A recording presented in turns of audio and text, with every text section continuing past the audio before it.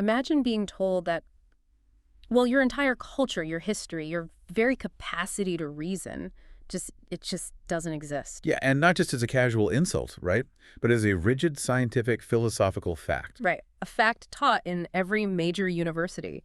I mean, imagine the smartest minds of an era looking at you and concluding that you're fundamentally excluded from the definition of humanity. It's a terrifying premise.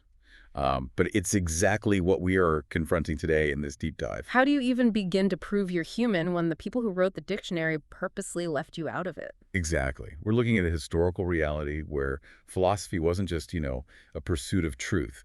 It was a weapon of erasure. And if you're a university student right now listening to this and trying to navigate the waters of philosophy or post-colonial theory, you probably know exactly how dense and, well, just impenetrable these texts can feel. Oh, absolutely. The academic jargon can be overwhelming. It really can. But underneath all that jargon, there is this incredible intellectual thriller unfolding.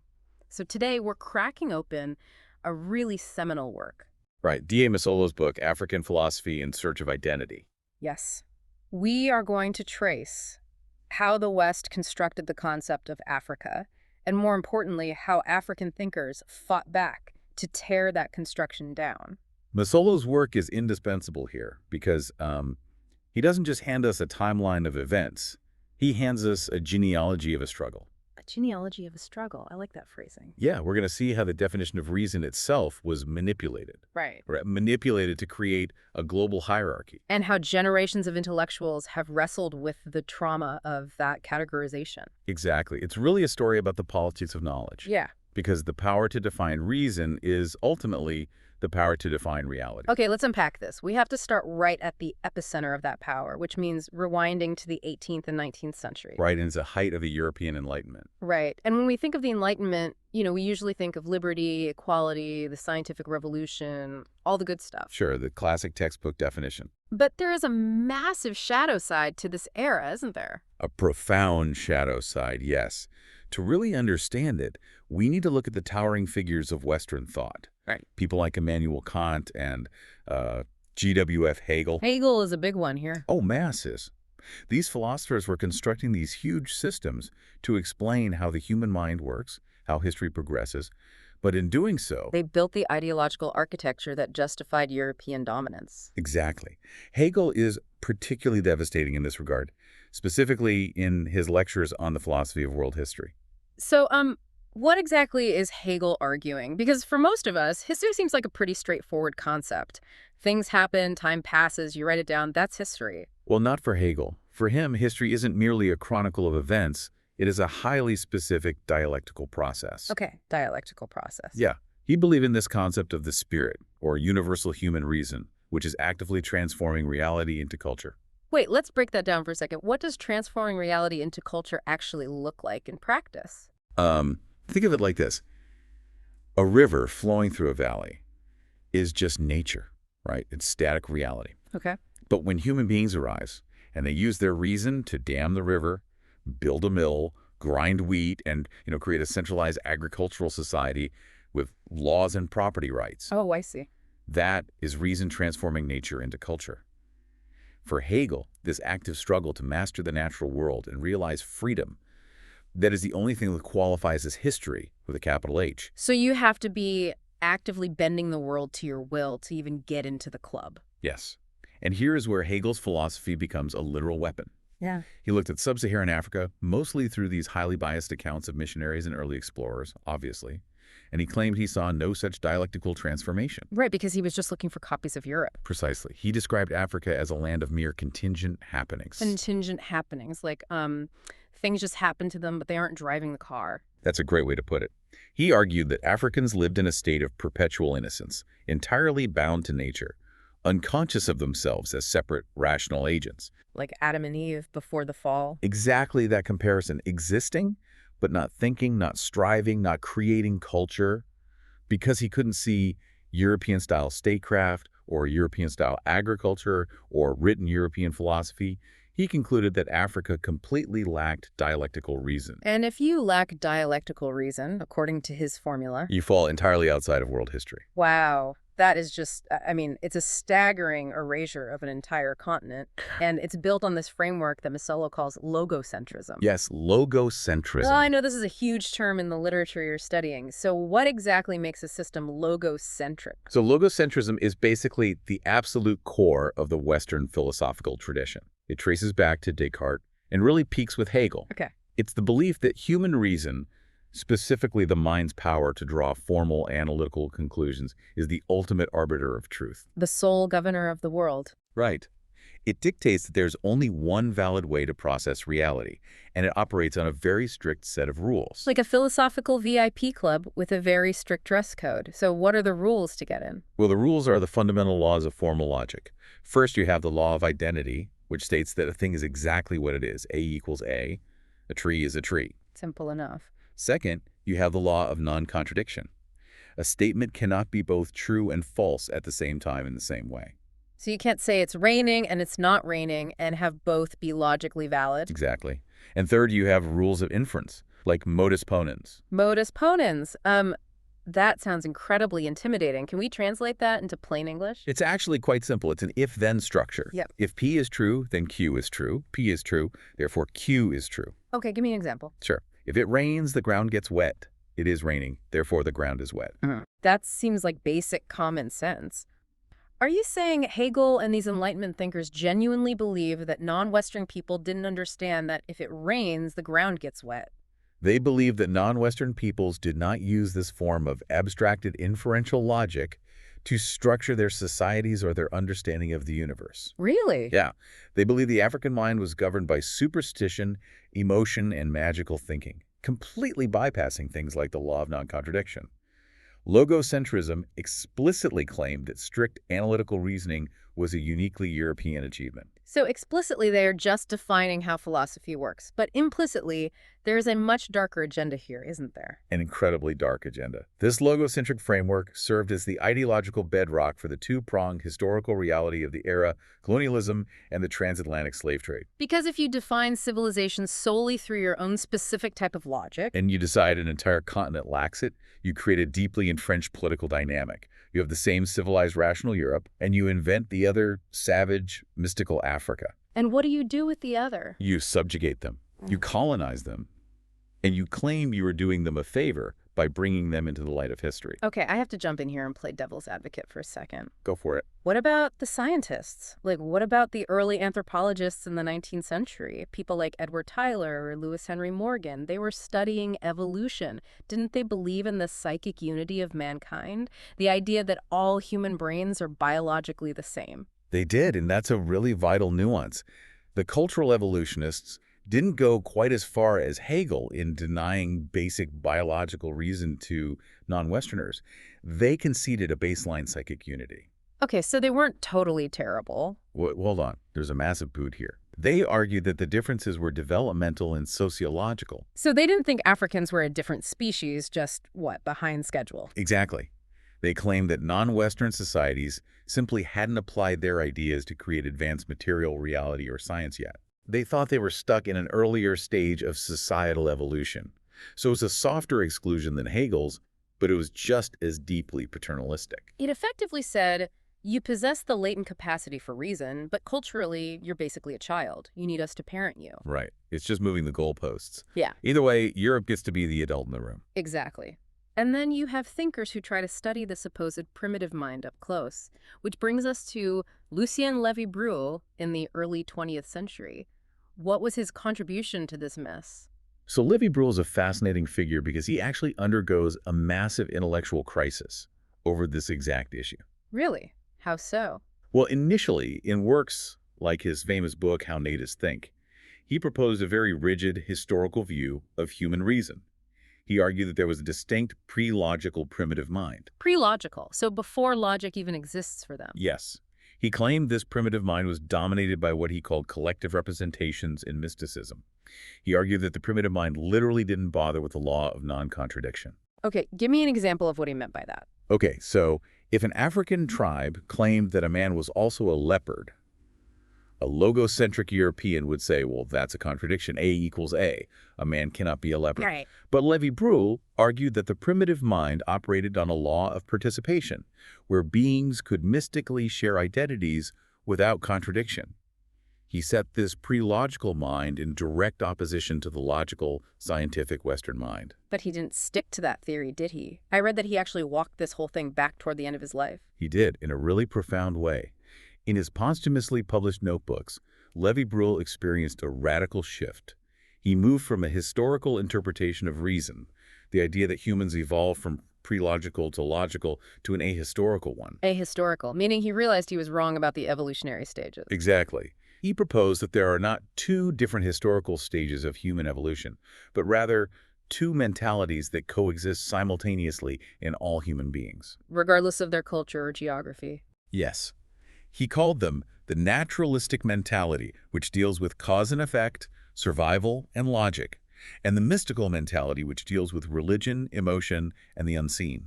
So he's saying a European banker uses the mystical mentality when he goes to church on Sunday and prays for a miracle. Right. And a traditional African farmer uses the strict naturalistic, logical mentality when he's calculating the rainfall and planting crops. Precisely. They are universal human traits.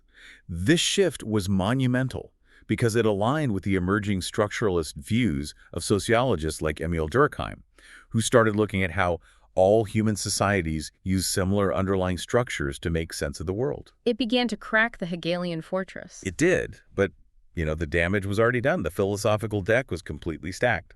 The West had claimed an absolute monopoly on reason and used it to justify horrific exploitation. But obviously Africa, and crucially the African diaspora, didn't just sit back and accept this categorization. Not at all. The intellectual resistance was fierce, and it started gaining massive global traction, not on the African continent itself, but across the Atlantic. Right. We see the first major coordinated intellectual counterattack coming from the diaspora in the Americas, coming to a boiling point during the Harlem Renaissance in the 1920s. The Harlem Renaissance was a watershed moment. These intellectuals, writers, and artists realized something critical. You cannot fight political disenfranchisement and racial violence solely in the courts or on the streets. You have to fight the ideas. Exactly. You have to fight the underlying philosophical image of the Negro that the West had constructed. You have to destroy the idea that you are the irrational other. So who is the first person to really codify this resistance? Because it didn't start in the 1920s, right? The groundwork was laid earlier. The groundwork was heavily laid by Edward Wilmot Blyden in the late 19th century. Blyden was a brilliant, complex, and highly controversial figure. He actually coined the concept of the African personality. How did he define that? Did he try to prove that Africans were just as logical and Western as Europeans? Actually, he did the exact opposite. Blyden's approach was deeply puritanical and separatist. He looked at the European model of civilization and just rejected it completely. He fundamentally believed in the concept of racial pluralism. Wait, so he's agreeing with the colonizers that the races are fundamentally intellectually different? Yes, but he flipped the value system. Blyden argued that every race has a divine ontological designation. Meaning, God gave every race a unique, unchangeable nature and a specific duty to contribute to world history. He argued that the Europeans' duty was science, domination, and material progress. But the Africans' duty was spiritual, communal, and connected to nature. So for Blyden, trying to assimilate into the white world isn't just difficult, it's an actual betrayal of your divine purpose. He viewed assimilation as a form of racial suicide. If you abdicated your unique African personality to imitate the white man, you were destroying your soul. Yeah, he advocated for complete separation. He didn't want to get into Hegel's VIP club. He wanted to build an entirely different club, far away from the West. That sets up an incredible spectrum of resistance in the diaspora, because not everyone agreed with Blyden's separatism, obviously. You have someone like W.E.B. Du Bois operating around the same time, and his strategy is totally different. Very different. Du Bois was highly analytical, a rigorous sociologist and historian. He was a gradualist who aimed his arguments at the intellectual elites. Right, the talented 10th. Exactly. An educated elite of African Americans who would prove their intellectual equality and lead the race to full integration and equality within the American, and by extension, Western, context. Du Bois wanted to master the master's tools to demand a seat at the table. And then, On the absolute far end of the spectrum, swinging way past Blyden, you have Marcus Garvey. Marcus Garvey was the populist firebrand. He was militant, flamboyant, and commanded a massive working-class following. He didn't just want philosophical separation, did he? No, he advocated for a literal, physical return to Africa to build a new, modern black empire that could economically and militarily rival Europe. So we have these three distinct political and philosophical lanes, but how does this translate into the cultural explosion of the Harlem Renaissance? Like, how do the artists take these heavy philosophical concepts of identity and turn them into a movement? The artists took this unapologetic pride, this demand for self-definition, and turned it into a new aesthetic. They took the political resistance and made it visceral. Look at the poets and novelists of the era, people like Langston Hughes and Claude McKay. Langston Hughes has that incredibly famous essay from 1926, The Negro Artist and the Racial Mountain. Yes. There's a quote in it that I think perfectly captures this new attitude. He writes, "We know ourselves to be beautiful and also ugly. If this will please the whites, much the better. If not, it does not matter." It is a profound declaration of autonomy. It's a complete rejection of the white gaze as the ultimate judge of value. Hughes is essentially saying, we are no longer performing for you. We're not trying to prove we meet your standard of logocentric civilization. We are our own standard. And this era marks a major philosophical shift in the resistance toward what Masolo identifies as emotivism. What does that mean in this context? Emotivism was the conscious embrace of emotion, rhythm, and intuition as valid, even superior ways of engaging with reality. Okay, can you give an example of that in the literature? Let's look at Claude McKay's novel Banjo. The protagonist of the novel explicitly rejects the modern world of white society. He looks at the hyper-rational industrial capitalist world of the West and sees it as spiritually dead, violent, and alienating.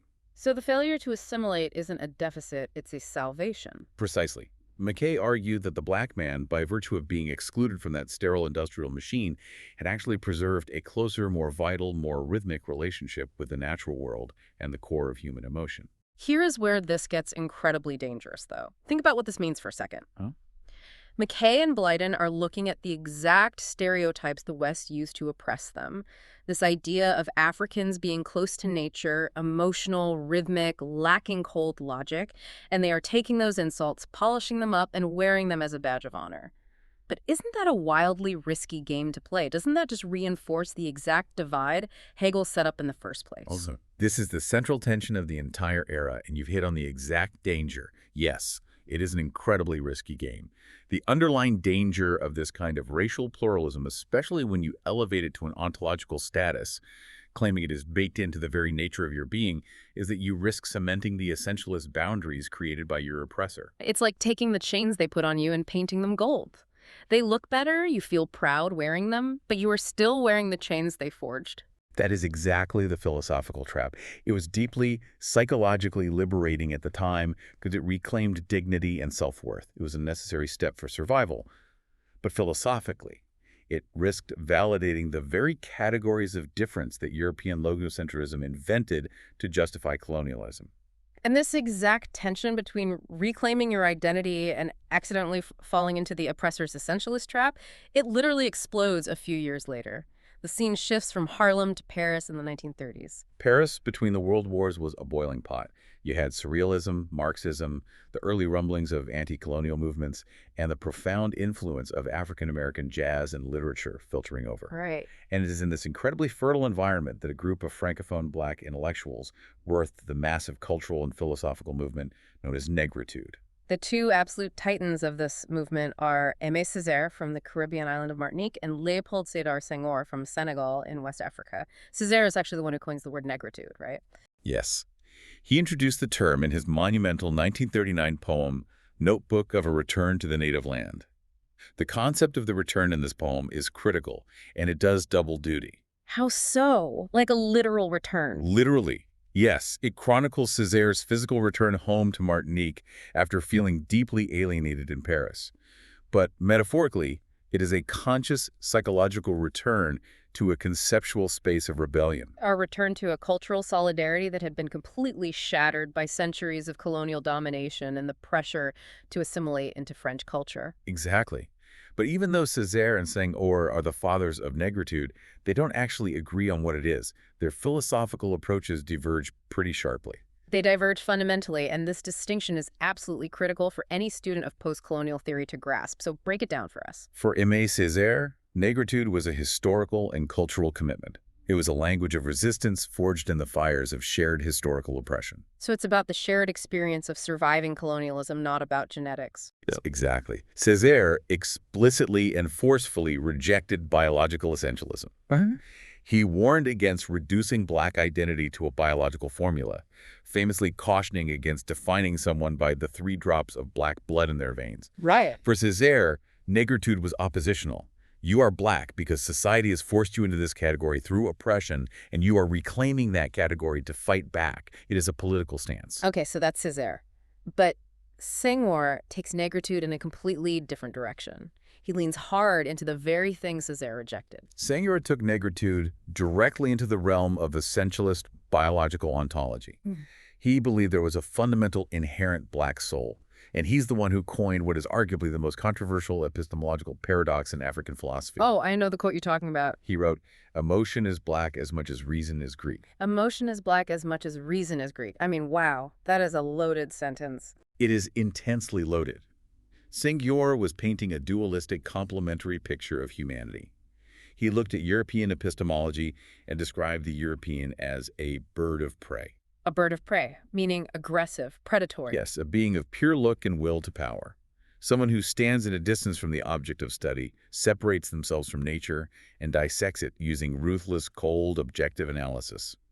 The European conquers the object through logic. And how did he contrast that with the African? In stark contrast, Senghor argued that the African does not seek to dominate or dissect the object.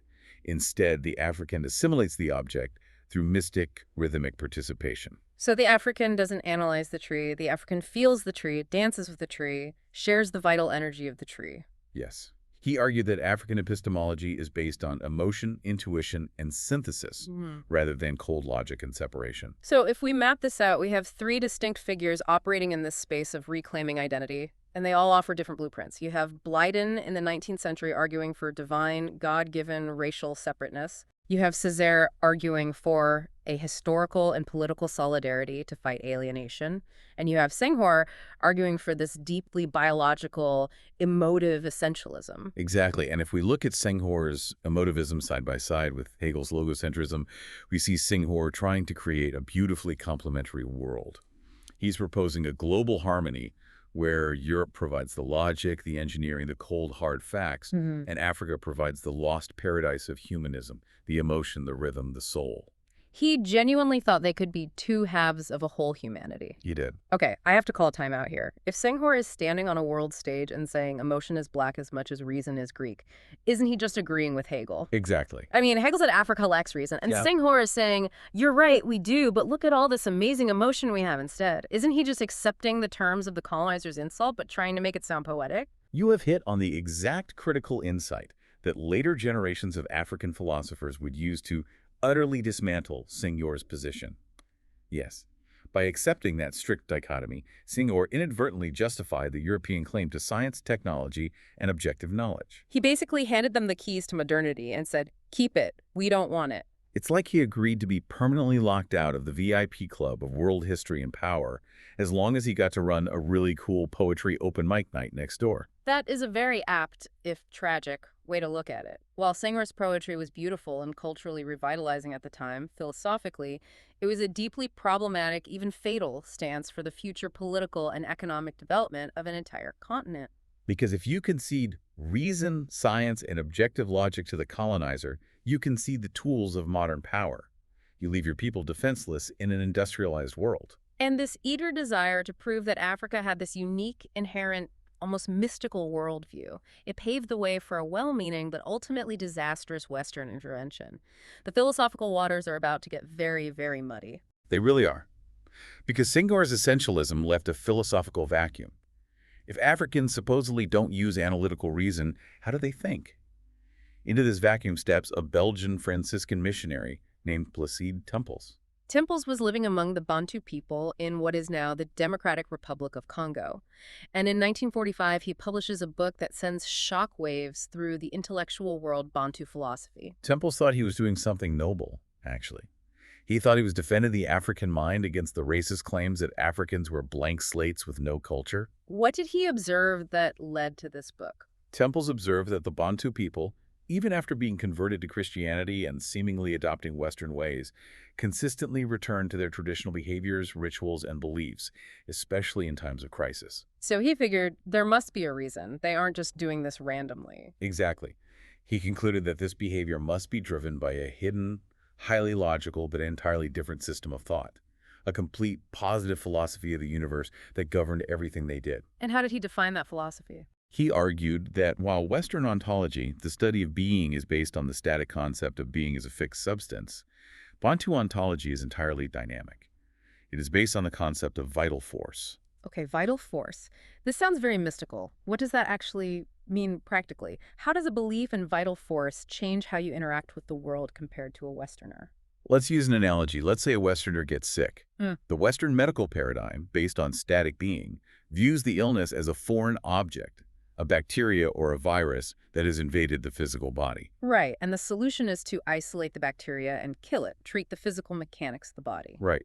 But in the Bantu ontology of vital force, as Temples described it, everything in the universe, living humans, ancestors, animals, plants, even rocks, is interconnected in a web of fluctuating energy. Okay. Illness isn't just a physical breakdown. It is a symptom that your vital force has been diminished or attacked, perhaps by a broken taboo, an angry ancestor, or malevolent magic. So the cure isn't just a pill. No, the cure requires a ritual, a social reconciliation, a spiritual intervention to restore the harmony of the vital force within the community and the universe. Wow, okay. I can see why that was revolutionary. Temples is basically saying, look, their customs aren't savage or random. They are perfectly internally rational if you just understand the underlying physics of how they believe the universe works. Yes, the goal of life is to protect and increase your vital force. And this book, Bantu Philosophy, exploded. Suddenly, African scholars themselves, theologians and philosophers like Alexis Kagame in Rwanda and John Obidi in Kenya, seized upon this methodology. They thought, look, Temples is right. We do have our own deep philosophical traditions. We aren't Hegel's empty vessels. So they started writing massive systematic studies of their own native languages, proverbs, and myths to unearth their specific tribal philosophies. Yes. And this entire movement became known as ethnophilosophy. So, for a minute, it looks like a massive win. African scholars are finally documenting African philosophy. But there is a massive catch here, isn't there? Let's look closer at Temples himself. Who was he actually writing this book for? He was definitely not writing it for the Bantu people. Temples was a missionary. He explicitly stated in the introduction of his book that his goal was to help colonials, administrators, and fellow missionaries understand the Bantu so they could more effectively civilize and educate them. Wait, really? Yeah, he wanted to understand their software so he could better reprogram them with Christianity. That is deeply paternalistic. But the philosophical fatal flaw is even worse. Temples claimed that the Bantu lived this philosophy unconsciously. He argued that they were incapable of articulating their own ontological system. Wait, he's saying they have a philosophy, but they aren't smart enough to know they have it. Precisely.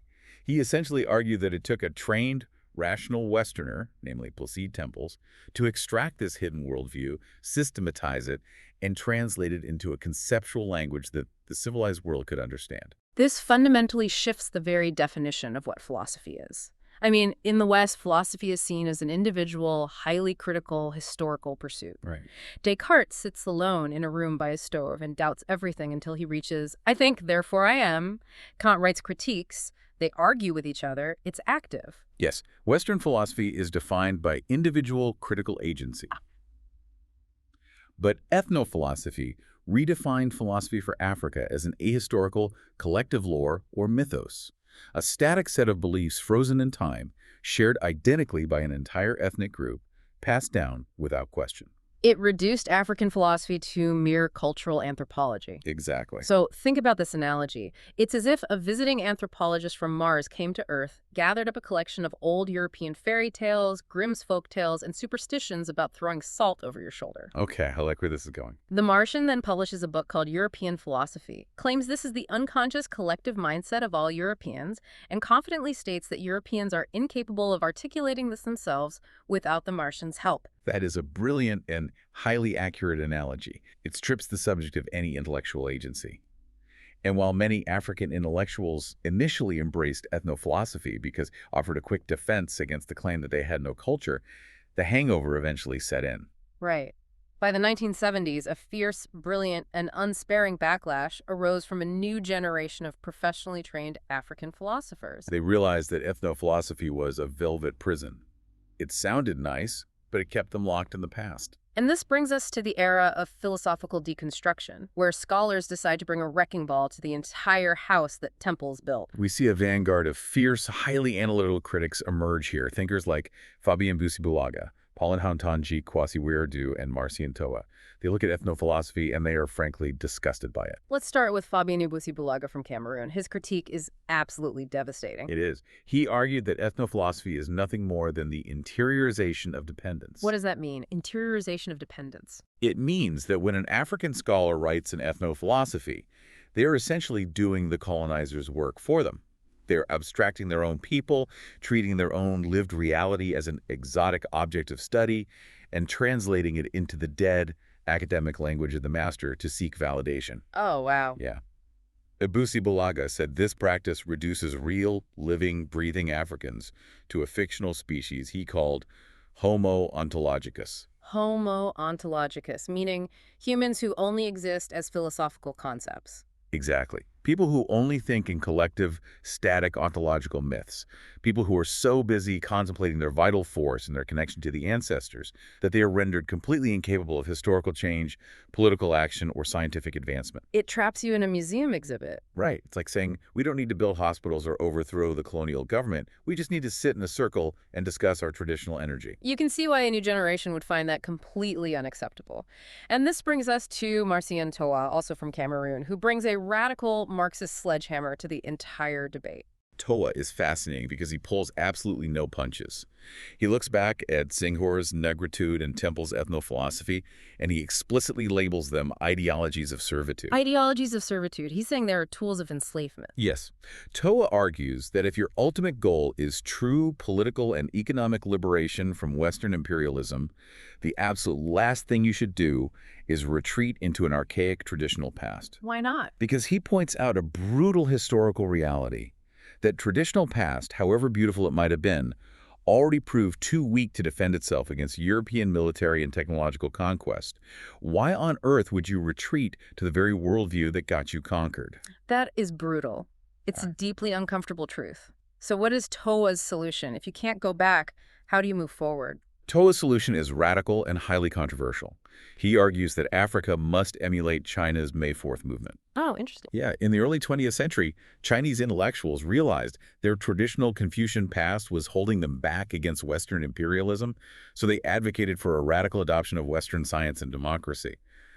Toa says Africa must do the same. It must fundamentally Europeanize itself. Europeanize itself. Wait, so the solution to European oppression is to become European? In a structural sense, yes.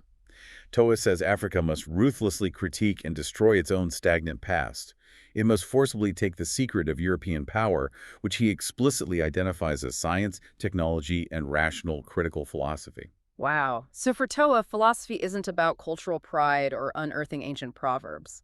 Philosophy is a vital instrument of material power, socioeconomic development, and sheer survival in a hostile world. And then you have Kwasi Wiredu from Ghana, who approaches this from a slightly different angle, but with a similar urgency. Wiredu comes from an analytic, pragmatic perspective. Wiredu is a highly rigorous analytic philosopher, right? He is. He argues fiercely against what he identifies as the three evils holding Africa back: anachronism, authoritarianism, and supernaturalism. So holding on to the past, which is anachronism, unquestioning obedience to elders or traditions, which is authoritarianism, and believing in magic and spirits, supernaturalism. Exactly. Wiredu argues that you simply cannot solve modern industrial problems, public health crises, or economic underdevelopment with traditional supernatural beliefs. You cannot pray to the ancestors to fix a broken power grid or cure a viral outbreak. So Weirdu is saying Africans need to adopt analytic modern reasoning, but I understand he takes a very specific Deweyne pragmatist view on this. He does. Weirdu famously argues that truth is opinion. Now, that doesn't mean all opinions are equally valid. In the pragmatist tradition of John Dewey, it means that truth is not some static, mystical revelation handed down unchanging from the ancestors. So what is it? Truth is the result of rigorous, rational, scientific inquiry, and it is always subject to revision when new evidence arises. Weirdu argues that Africans must modernize their thinking not to appease the West, but to solve actual physical pressing problems in the modern world. Okay, this creates a profound, almost agonizing tension, especially for any university student listening to this right now who is trying to figure out their own stance on decolonization. It really does. How do you actually achieve cultural autonomy? Do you preserve a distinct traditional past, even if it might be a romanticized invention, to maintain your unique identity? Or do you violently rupture with the past, like Towa suggests, and adopt the so-called universal tools of science and analytic logic just to survive in a modern, industrialized world? It's the core dilemma. I struggle with Towa and Weirdu's conclusions, because essentially Towa is saying, to beat the West, we have to become the West. But if you do that, doesn't that mean Hegel won? Doesn't that mean logocentrism was right all along, and the African thinkers just surrendered their cultural autonomy to the very system that oppressed them? That is the absolute crux of the debate, and it is a question that haunts African philosophy. But to understand Towa and Weirdu, you have to look at how they view those tools of logic and science. For them, formal logic, the scientific method, and analytic philosophy are not inherently Western properties. But the West claims they are. The West claims they are, yes. The West historically monopolized them, branded them as European, and weaponized them. But Towa and Weirdu argue that these are universal human capacities. So it's not a cultural surrender, it's a heist. That is a fantastic way to frame it, yes. Reclaiming those tools isn't surrendering to Europe, it's taking back the means of intellectual production. It is looking at the colonizer and saying, reason belongs to humanity, not just to you. You stole the patent on human logic, and we are ignoring the patent. We are going to use these universal tools to secure our own future on our own terms. That makes a lot of sense. It strips the moral weight off of logic and just treats it as a hammer. You don't have to love the guy who invented the hammer to use it to build your own house. But as clear and pragmatic as that sounds, there is one final, highly sophisticated layer to this puzzle. Because what if the very rules of the debate, even the concept of the hammer itself, are rigged from the start? And this brings us to the climax of our intellectual journey. The moment someone steps back and looks at the entire chessboard, enter V.Y. Mudembe. V.Y. Mudembe, a Congolese philosopher, historian, and polymath. In 1988, he published a book that shifted the ground under everyone's feet, The Invention of Africa. Masolo synthesizes Mudembe's critique beautifully, and it is vital to understand. Mudembe drops a conceptual bombshell. He argues that Africa and the African as unified, coherent concepts do not actually exist in reality. They're entirely social constructs. They were invented by Western discourse. Invented. So he's saying there was no Africa before the Europeans showed up? Well, there was a massive landmass with thousands of diverse, complex, completely distinct cultures, empires, and societies. But the idea of a singular, monolithic African identity defined primarily by its opposition to European civilization was an invention. It was constructed by the anthropologists, the missionaries like Temples, the explorers, and the colonial historians. And they invented this concept of Africa specifically to justify a distinct epistemological order of dominance. What's that mean, an epistemological order? It means a system that dictates what counts as knowledge, what counts as truth, and who is allowed to speak it. Mudembe relies heavily on philosophical deconstruction, heavily influenced by the French thinkers Michel Foucault and Claude Lévi-Strauss. Okay, Foucault. Foucault argued that knowledge is inextricably linked to power. He argued that discourses, the ways we talk about and categorize the world, don't just describe reality, they create the reality they are describing. So, by constantly writing books, drawing maps, and giving lectures about the primitive, mystical African, Europe literally spoke that reality into existence as a global fact that governed how real people were treated. Exactly. The discourse of African otherness was created to sustain the concept of European civilized identity. Europe needed the savage to prove it was civilized. And Mudimbe looks at this and realizes something terrifying. What's that? He shows that even the fierce African critics we just talked about, even Toe and Weyerdiu, are trapped. How are they trapped? They are fighting back. They are demanding science and progress. They are trapped because they are still using Western epistemological categories to define their rebellion. Think about the entire journey we just went on. Okay. Hegel says Africans have no logic. Yeah. Senghor says, true, we have emotion instead. Temple says, no, they have a hidden, mystical logic. Weyerdiu says, no, we need to abandon the mystical and adopt Western logic. Do you see the pattern? Oh, wow. Every single one of them is reacting to the initial premise. They are all revolving around the sun of Western logic. Yes. Whether you are accepting the Western definition of reason, rejecting it, or trying to claim it as your own universal tool, you are still playing the game on a board designed by Europe. The parameters of the debate were set by the colonizer. It feels like they're trying to build a brand new software program to completely dismantle and replace Apple, but they're still forced to code the entire rebellion using Apple's proprietary programming language. The system still ultimately owns the boundaries of what they can even imagine. That captures the exact paradox Mudimbe is highlighting. The underlying architecture of the rebellion is still fundamentally European. So if even the rebellion is written in the language of the master, what is the way out? How do you escape the chessboard? What does Mudimbe propose? Because it sounds like an impossible trap. Mudimbe talks about the painstaking process of creating an autonomous African epistemological locus or gnosis. Gnosis, meaning knowledge. A specific, deep, situated knowledge. He is searching for a way to use the usable past the realities of African history and lived experience without falling into the romantic, essentialist traps of ethnophilosophy, and without just surrendering and copying Western logocentrism. He wants to find a place to stand that is entirely outside the Hegelian dichotomy. But wait, I have to challenge this. Please do. If Mudimbe is using Foucault and Lévi-Strauss, two very prominent, very white European thinkers, to deconstruct Western discourse, isn't he also trapped? How do you step outside an epistemological order when you are using its exact vocabulary words like epistemology and discourse and deconstruction to do the stepping? It is a brilliant contradiction, and Mudimbe is acutely, painfully aware of it. His project is an incredibly precarious tightrope walk. He borrows the tools of deconstruction from Foucault precisely to subvert the Western canon from the inside out. It's the Audre Lorde dilemma. Can you use the master's tools to dismantle the master's house? Exactly.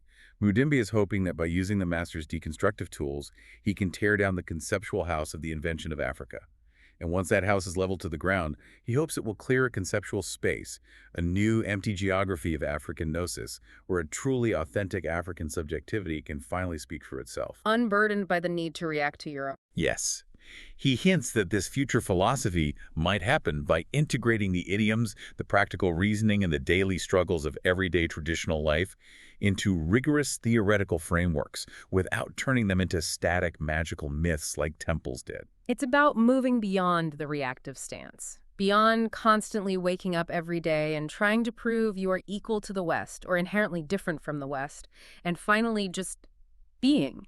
Defining yourself on your own unborrowed terms. That is the ultimate goal of the Struggle in Mazzolo documents. Let's pull this all together. We have covered an incredible amount of ground today on this chronological journey. We really have. We started with the Enlightenment and tracked the brutal weaponization of reason by Hegel, setting up the logocentric VIP club. We felt the visceral, emotional, and defiant resistance of the Harlem Renaissance and Negritude, where figures like Senghor tried to claim emotion as a superpower, inadvertently falling into a trap. Right, the trap of essentialism. Yeah. Then we explored the seductive but deeply paternalistic velvet prison of temples and ethnophilosophy. And we navigated the modern deconstructive fight from Toa's demand for a ruthless scientific revolution to Weyerdiu's pragmatism, culminating in Mudimbe's monumental quest to deconstruct the very invention of Africa and secure true intellectual autonomy. And if you are studying these texts, why should this specific genealogy matter to you? Because this isn't just a niche debate about African history. It is a masterclass in the mechanics of power. Exactly. It exposes how any system of dominance uses the seemingly neutral concepts of rationality, logic, and objectivity to silence marginalized voices. It shows the incredible, treacherous difficulty those voices face when trying to reclaim their own truth without accidentally adopting the oppressor's framework. It forces you to examine the water you are swimming in. Which brings me to a final provocative thought for you to mull over as you head to your next seminar or sit down to write your next essay. Ooh, I love a good final thought. We've spent this entire deep dive dissecting how the concept of reason was used as a tool to invent and subjugate the African identity. But think about your own academic journey right now. When your professor asks you to be rational, objective, or logical in your arguments, whose specific version of reality are you being asked to perform? That's a great question. What if the very tools of formal logic you are using to understand the world aren't universal at all, but are just a highly successful local dialect that managed to convince the rest of the globe it was the only way to speak? It demands that we question the very foundations of our knowledge every single day. It does. It reminds us that when we look at the landscape of human identity, we should never expect to see a clean, simple, jagged line on an X-ray. The diagnostic waters of history are muddy, but the mud isn't a sign that the machine is broken. The muddy waters are the reality. And our job as thinkers is to learn how to swim in them.